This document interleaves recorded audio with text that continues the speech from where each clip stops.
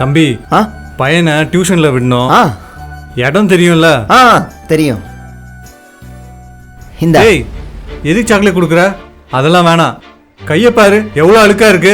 ஒழுங்கா கிளம்பு. ம்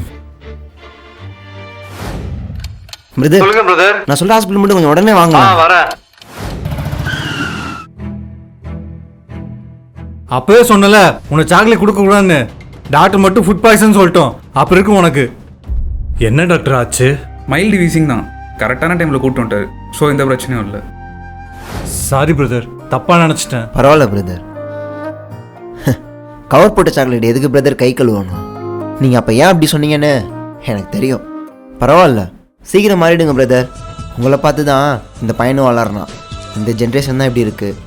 அடுத்த ஜென்ரேஷனாச்சும் இதெல்லாம் இல்லாமல் இருக்கட்டும். எனக்கு வேறு சவாரி இருக்குது. அப்போ நான் போடலாமா?